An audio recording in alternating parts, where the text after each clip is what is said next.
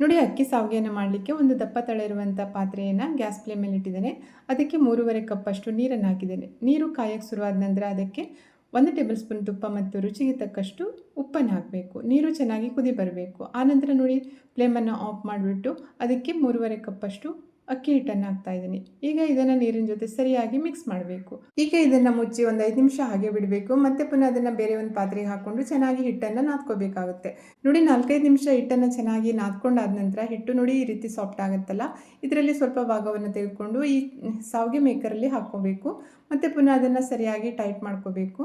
ಆನಂತರ ಇದನ್ನು ಒಂದು ಬಾಳೆ ಎಲೆ ಮೇಲೆ ಅಥವಾ ಎಣ್ಣೆ ಸವರಿರುವಂಥ ಪ್ಲೇಟ್ ಮೇಲೆ ಈ ರೀತಿ ಸಾವಿಗೆಯನ್ನು ಮಾಡಿಕೊಂಡು ಅದನ್ನು ಸ್ಟೀಮರಲ್ಲಿ ಇಡಬೇಕು. ನೋಡಿ, 5 ನಿಮಿಷ ಇದನ್ನು ಹೈ ಫ್ಲೇಮಲ್ಲಿ ಬೇಯಿಸ್ಕೊಂಡು ಬಿಟ್ಟರೆ ನೂಡಲ್ಸು ಅಥವಾ ಅಕ್ಕಿ ಸಾವಿಗೆ ರೆಡಿ ಆಗುತ್ತೆ. ತುಂಬಾ ಚೆನ್ನಾಗಿರುತ್ತೆ. ನೋಡಿ, ಇದು ಎಷ್ಟು ಉದುರುದ್ರಾಗಿ ಬಂದಿದೆ ಅಲ್ವಾ. ಸೂಪರ್ ಆಗಿರುವಂಥ ಅಕ್ಕಿ ಸಾವಿಗೆಯನ್ನು ಕಾಯಿ ಹಾಲು ಜೊತೆ ತಿನ್ನಲಿಕ್ಕಂತೂ ತುಂಬಾ ಚೆನ್ನಾಗಿರುತ್ತೆ. ಟ್ರೈ ಮಾಡಿ. Thank you.